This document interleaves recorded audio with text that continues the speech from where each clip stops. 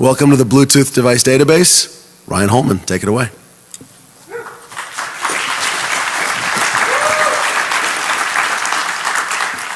Thank you. Thanks for coming.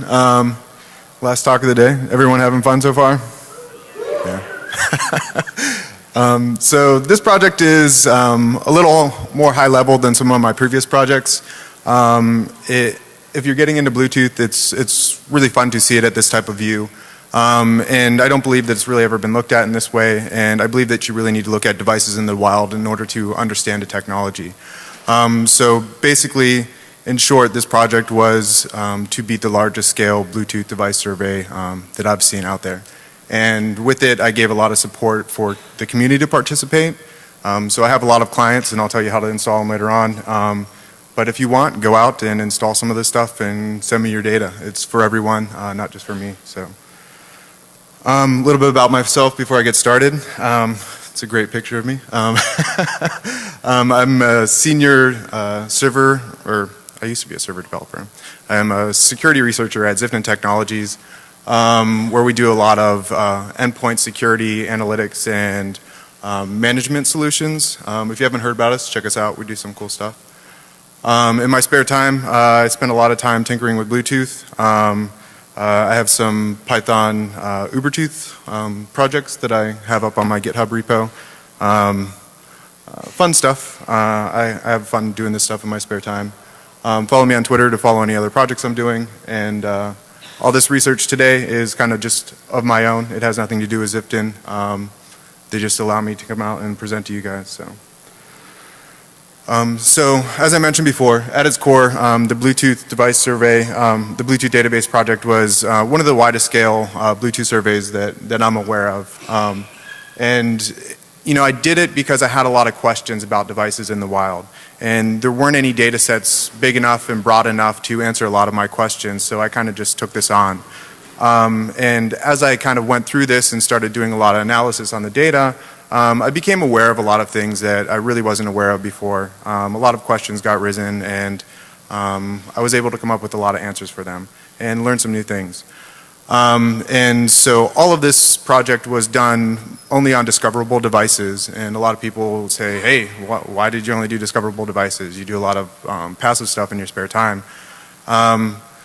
Well, the number one reason was convenience, right? I could write a simple iPhone app and put it in my pocket and walk around and scan things. People don't really like it when you walk around with big antennas and crowds and computers, you know. So that was the main reason, was for convenience. That, and secondly, there just wasn't anything done at this wide of a scale before. And when we look at stuff with passive monitoring, we miss a lot of the information that I was interested in, such as, you know, the upper halves of the Bluetooth addresses.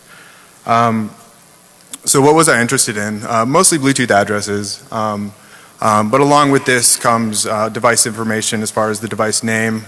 Since I was doing all this from mobile devices, geolocation was really easy to add in there.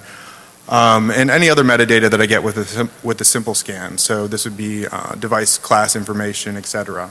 I did nothing that was actually probing, you know, Bluetooth ports or anything like that, because that typically takes time, and by the time a Bluetooth object moves on, you wouldn't actually be able to complete the scan. So what were the tools that I used for this project? Everything about this project is open source. The clients, and I have a simple server too that you can implement if you don't want to send all of your data up to my managed server. But the main client that I created was an iOS client. It will not be in the App Store. I had to leverage a lot of private libraries and APIs that Apple does not, you know, allow to go through, making the application run in the background 24/7. So they don't allow you to put that stuff there. But it's up on my GitHub repo. You can compile it and throw it on your phone really easily.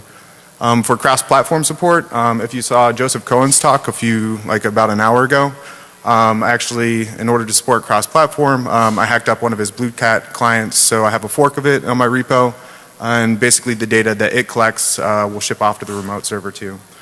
The server, if you want to participate in this project, but you don't want your data to go out to the public, I have a simple server implementation on my GitHub repo too, so you can kind of just change the URL of the client and have it report to your server too. All the data that I collect or any data that goes to my server, completely open to people. I do a database dump about once a week, so you can't use the information to track someone. I'm kind of giving them a week head start, right? So there are similar projects.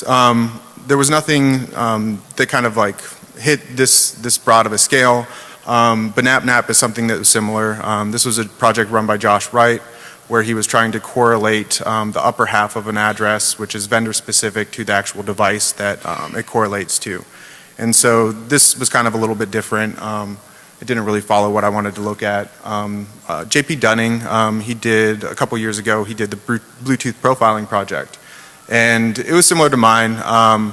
It didn't have the capability for shipping to a remote server like these clients do. It didn't have geolocation information. It was mostly looking at unique devices, whereas repeated sightings in my data is really important. Things like this, and Bluetooth changes from year to year. His last scan was from like 2 years ago, and so you wouldn't see things that had come out in the last year or two. This stuff kind of changed really quickly. There are some closed source projects that kind of do this detection stuff.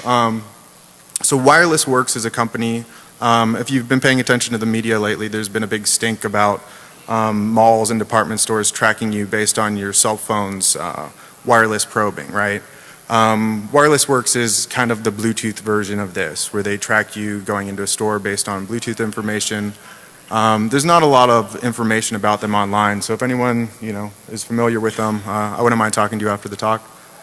Houston's Transar system, they use Bluetooth to, even though I'm from Texas, I have nothing to do with this project, but they use Bluetooth to detect traffic patterns in Texas highways. So obviously these projects don't, open the data sets up to the public, so it wasn't much use to me. But it's interesting just to know that they're out there. So the database right now currently has over 12,000 sightings and around 5,000 actual unique devices. This is kind of just like my collection over time for the last couple months. As you can see, Vegas was pretty lucrative. It would be the last couple days on the end of the time series here. And so one of the first questions I had, what is the most popular discoverable Bluetooth device out there? If you'd seen Joseph Cohen's talk like an hour or so ago, you might have a hint as to what it is. Anyone here want to take a guess? Nah. It was Blackberries, actually. The Blackberries win by a landslide. So this is broken out based on device name, which there is a bit of error here. But I had to munch some of the data. A lot of the devices that we get back in have generic names. You don't actually get the name on the first scan, so they would just be kind of bucketed into mobile phone. So for this data set, I just truncated that information off. But for the most part, if you take the top 10 in this list, it's pretty accurate as far as what's really out there. Apple products, MacBooks, iPhones, Roku, just going down the list of the top 5. Bluetooth TV sets, DirecTV, iMacs, iPads. I'll kind of get into some of this information a little bit. So some of the cool things that we can do, I kind of truncated a lot of this material. I thought this was a 20-minute talk, but they gave me more, so I get to take my time on this. But some of the cool things we can do with geolocation on this is the way that I was collecting data was a lot different than a lot of other techniques, where most techniques, as far as like Wireless Works or the Texas Department of Transportation, they're basically a stationary cell, and basically you can assume that anything passing them is a mobile device, right? So it's moving. With my survey, it was a little different. I was the moving device, so it's really hard for me to determine, am I seeing a moving device on the other side? And so in order to do this, I would have to see a device more than once, so I need 2 or more sightings, and I would take the 2 farthest geolocation points for that device in order to correlate and bucket it into how much this device actually moves. So for this, I'm getting about over 70% of the devices that I actually saw were moving, and you can kind of bucket them out into how much distance I actually saw them moving. So because I'm one person, it was rare for me to see things at a higher end chain, right? So you can see that I only had about 5% that I actually saw move more than 5 kilometers at the end. Cool way to look at the data, and I liked it. Another thing you can do that's pretty cool with geolocation information is you can look at the reoccurrence of it in your data set. So in this top picture here, this is a local Costco that I go to, time after time, and I always have my phone on, scanning the devices in there. So on this map, you can see the blue dots, and these are devices that are stationary and local to this particular Costco that I go to. And all of the red dots would be, devices which are, not local to this. So these would be most likely people, traversing the store at the time. So that's one way you can look at geolocation information with this stuff, which was pretty neat. The other way, I call it solving the small world phenomena, where that would be assume that you live in Cleveland and your friend lives in LA, and somehow you meet in Denver and you say, oh wow, what a small world, So you can kind of do this with Bluetooth information too. So this bottom picture here is the route that I skateboard to work every day. And it's an access road, so there's not a lot of traffic that goes by.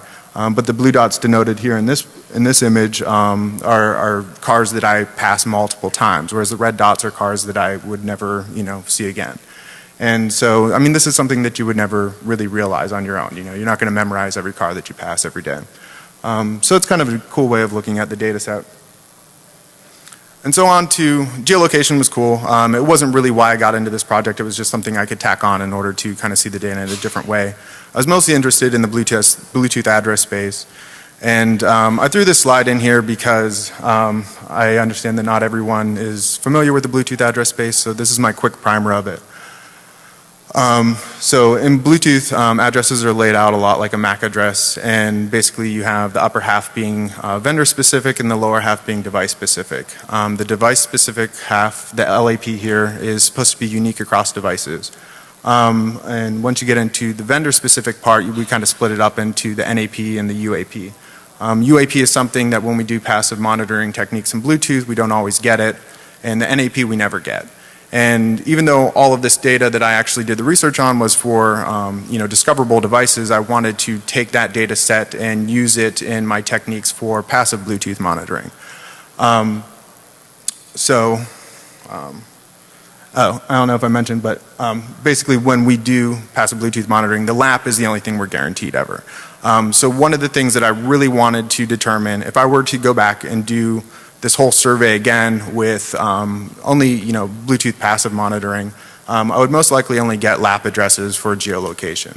And so what I really wanted to know is, are LAP addresses unique, or are vendors just kind of printing and pressing them out and reusing the same LAP over and over? And lo and behold, it turns out that they're not. LAPs are actually pretty evenly distributed. So of all of the devices I saw, which is around 5,000, I only had one collision, and that happened at around 3,000 devices. Which isn't too bad. That's an acceptable loss for me if I'm out scanning a whole bunch of devices and I get a collision every 3,000 or 4,000. That's not too bad. This graph here really doesn't mean anything. It just kind of looked cool. It was basically from 00 to FF, like the whole 256 bytes that you can get for all sections of the LAP, just how evenly it is distributed across. You can see there's no hotspots, and that kind of leads me to believe too that it is pretty unique. The UAP. So the UAP is something that we do get in passive monitoring sometimes. It depends on whether or not the traffic that goes over the wire has a payload. So by looking at it in active devices across the board, we can kind of derive some cool information about it. It looks as if the whole address space is pretty much used for UAPs, and there is a hotspot for popular UAPs. This can be used for mostly if you were to grab if you only had an LAP and you wanted to just derive what the most probable UAP is, you could use the top one. I guess if you really wanted to, you could use it for brute forcing UAPs, although it's probably not the most effective thing. But it was just interesting. I saw that there was a hotspot with UAPs. A lot of UAPs are used more than others. And this is only the top 35 UAPs, so basically the last 200 some of them, you're getting down into one device sighting per UAP. So it tails out pretty nicely. And so this was the coolest thing. This is, I don't know, I'm a nerd. This is my favorite part of all the research. So in passive monitoring, we do not get NAPs. So what I really wanted to do was see if I could derive an NAP based on probability of the rest of its address space.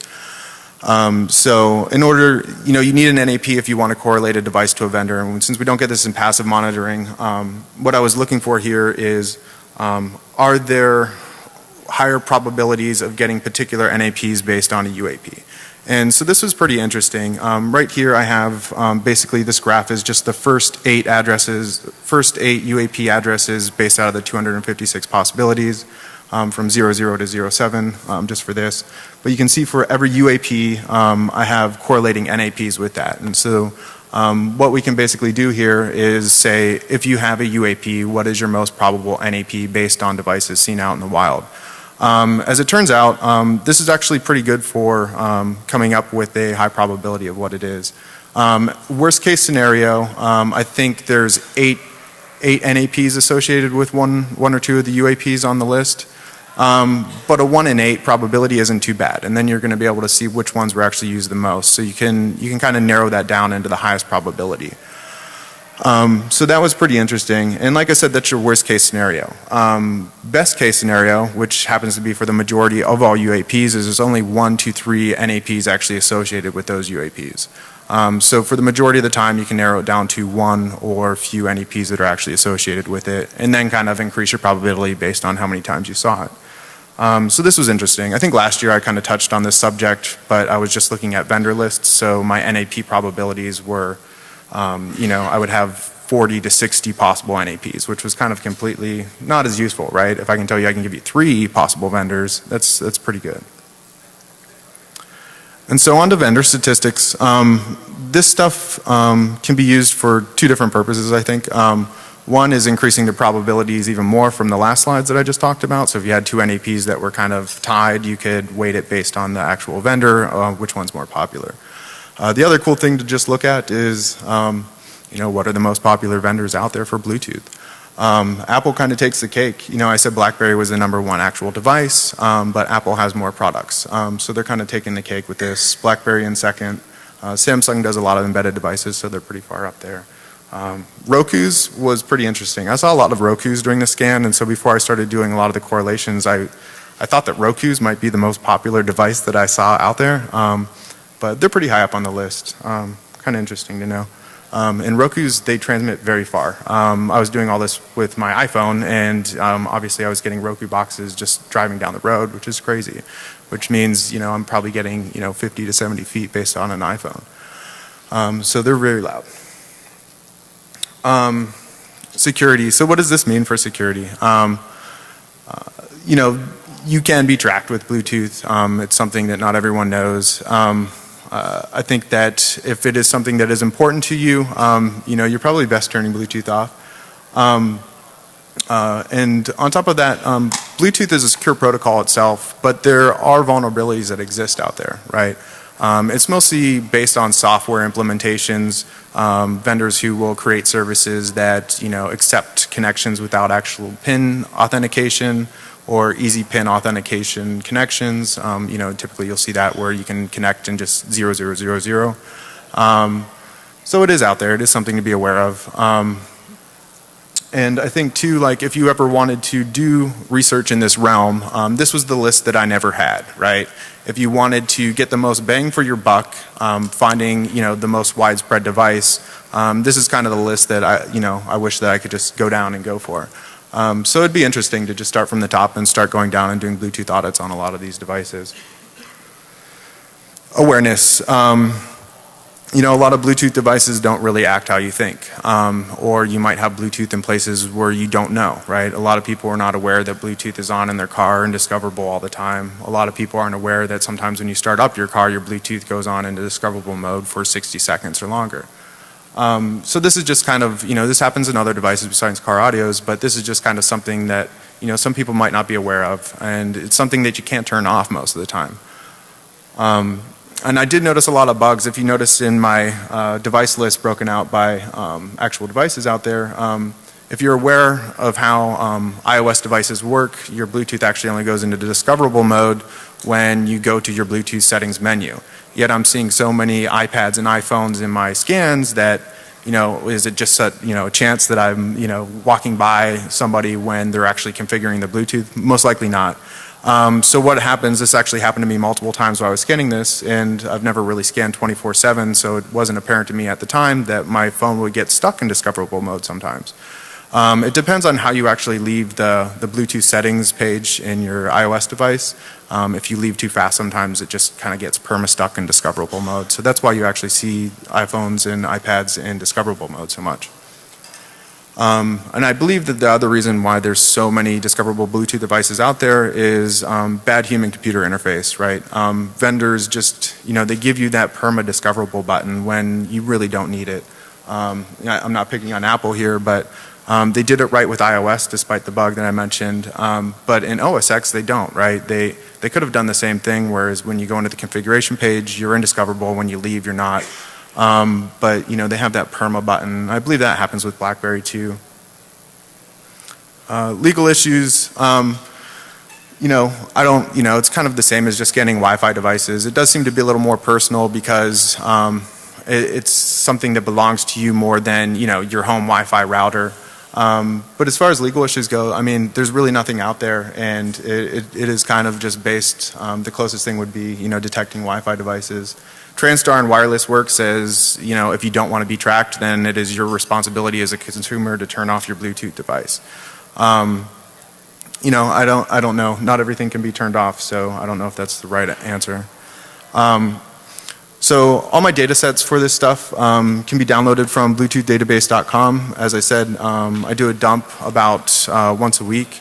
All the client code and server code that I mentioned in this talk can be linked to from bluetoothdatabase.com, or you can go to my GitHub repo directly in order to get at this stuff. And if you need to contact me, hate mail, whatever, ryan@hacknar.com. Future work. I would like to, currently on bluetoothdatabase.com, there's no real-time statistics except for device sightings over time. So I'd like to take a lot of the slides that I kind of showed you today and just kind of have, like the week's most popular Bluetooth devices or things like that, which would be pretty easy for me to add in there. Community participation, obviously the reason why I'm here today.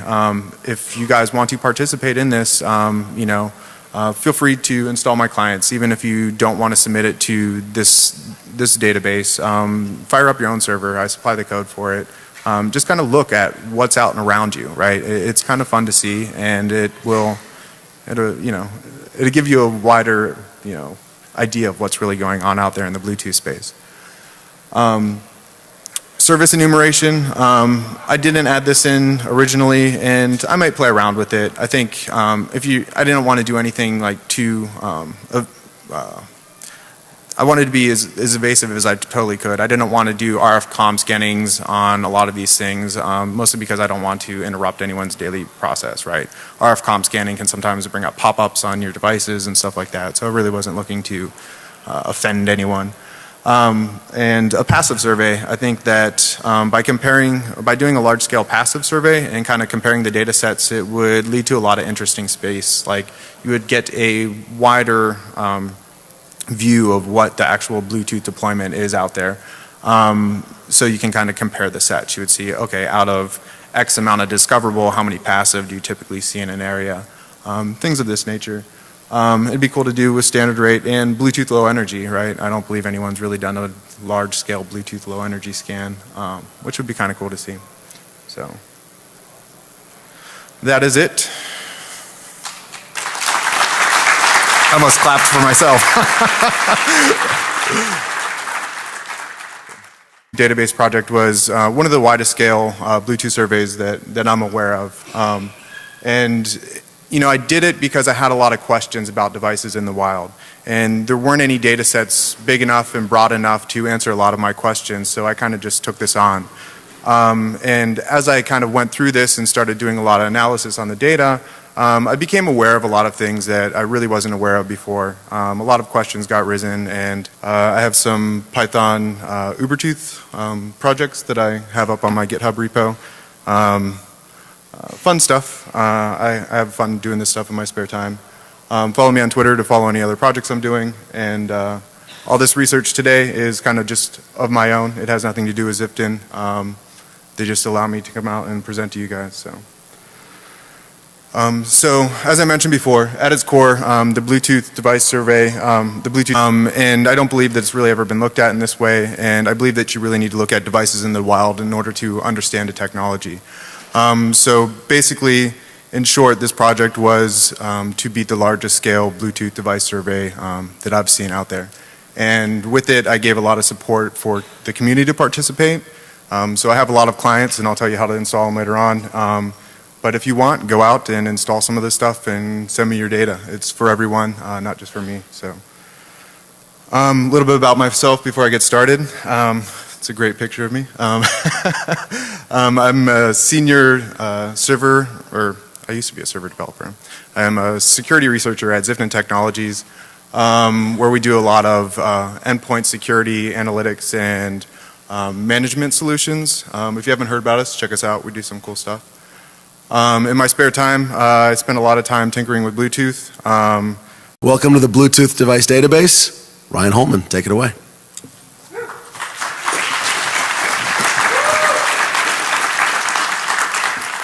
Thank you. Thanks for coming. Last talk of the day. Everyone having fun so far? Yeah. So this project is a little more high level than some of my previous projects. If you're getting into Bluetooth, it's really fun to see it at this type of view.